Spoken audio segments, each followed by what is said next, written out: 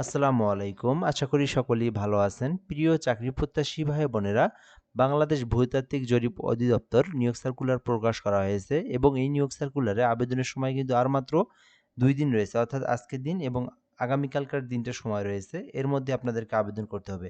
এবং এই নিয়োগ সার্কুলারটা কিন্তু সরকারি স্থায়ী রাজস্ব খাতভুক্ত একটা নিয়োগ সার্কুলার। যেখানে বলা হয়েছে বাংলাদেশের স্থায়ী সকল নাগরিকেরা আবেদন করতে পারবেন। আর এই আবেদনটা কিন্তু এই যে অনলাইনে লিঙ্ক দেওয়া রয়েছে, এই লিঙ্কের মাধ্যমে আবেদন করতে হবে।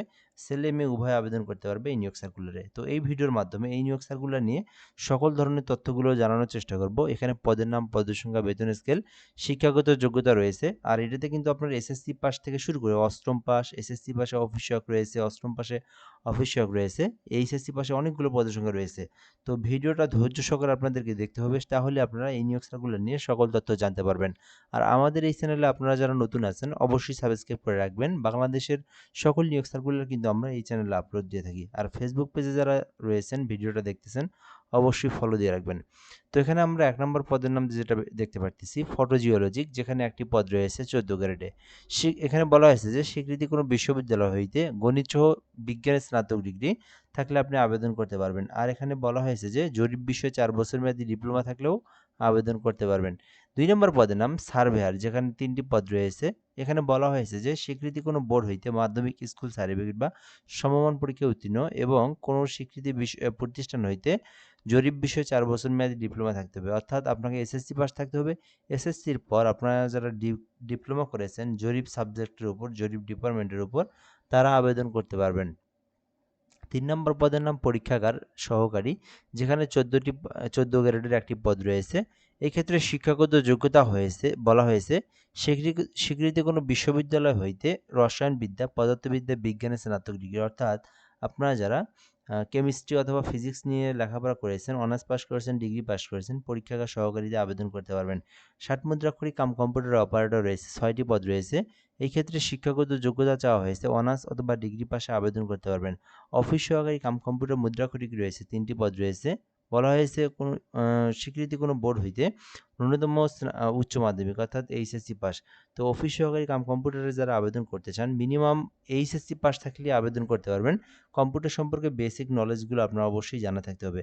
কম্পিউটার মুদ্রাক্ষরিক ৩টি পদ রয়েছে। উচ্চ মাধ্যমিক এইচএসসি পাস করা থাকলে আবেদন করতে পারবেন। এছাড়াও জাদুঘর পরিচারক রয়েছে, যেখানে শুধুমাত্র সায়েন্স থেকে এইচএসসি পাস করলে আবেদন করতে পারবেন। ড্রাইভার রয়েছে, যেখানে ১৬ গ্রেডে ৫টি পদ রয়েছে। শুধুমাত্র অষ্টম শ্রেণী থাকলেই আবেদন করতে পারবেন। ডিলিং অ্যাসিস্ট্যান্ট রয়েছে, যেখানে ৬টি পদ রয়েছে। উচ্চ মাধ্যমিক এইচএসসি পাস থাকলে আবেদন করতে পারবেন। পরীক্ষাগার পরিচালক রয়েছে, একটি পদ রয়েছে। সায়েন্স ডিপার্টমেন্ট অর্থাৎ এইচএসসি পাস যদি আপনি সায়েন্স থেকে লেখাপড়া করেন, এইচএসসি পাস করে থাকেন, তাহলে আবেদন করতে পারবেন। অফিস সহায়ক রয়েছে, এইটা কিন্তু অনেক বড় একটি পদের সংখ্যা। ২০তম গ্রেড অফিস সহায়ক পদের নাম ১৫টি পদ রয়েছে। শুধুমাত্র এসএসসি পাস করলে আবেদন করতে পারবেন।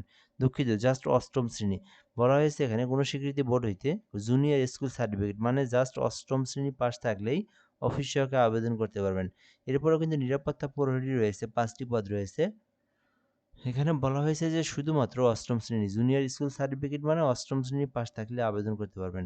তো আমরা যদি একটু সংক্ষিপ্তভাবে বলি, আপনারা যারা অষ্টম, এসএসসি, এইচএসসি পাস করে সরকারি চাকরির আবেদন খুঁজে থাকেন, আপনারা অফিস সহায়কে আবেদন করতে পারেন। অষ্টম শ্রেণী থাকলে অষ্টমের এই নিরাপত্তা প্রহরীতে আবেদন করতে পারেন।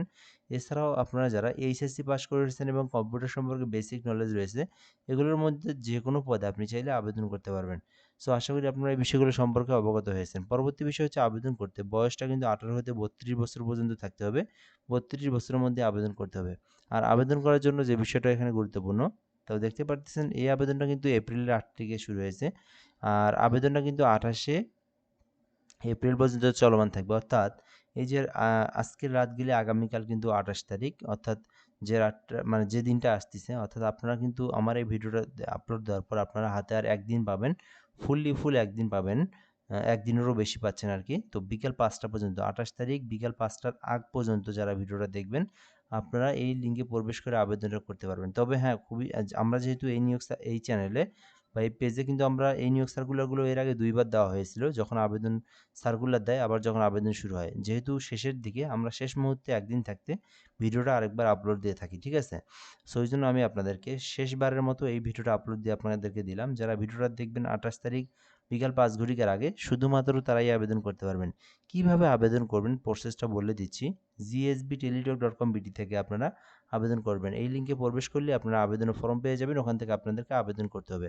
অথবা কমেন্ট বক্সে আমাদের একটা হোয়াটসঅ্যাপ নাম্বার দেওয়া রয়েছে। আপনারা চাইলে ওই নাম্বারে যোগাযোগ করেও আবেদন করে নিতে পারবেন। তবে অবশ্যই ২৮ তারিখ বিকাল ৫ ঘটিকার আগে আপনাদেরকে এসএমএস করতে হবে। তাহলে আপনি আমাদের মাধ্যমে ঘরে বসে নির্ভুলভাবে আবেদন করে নিতে পারবেন। তো এই কমেন্ট বক্সে আমরা আমাদের মোবাইল নাম্বারটা দিয়ে রাখতেছি, ওকে?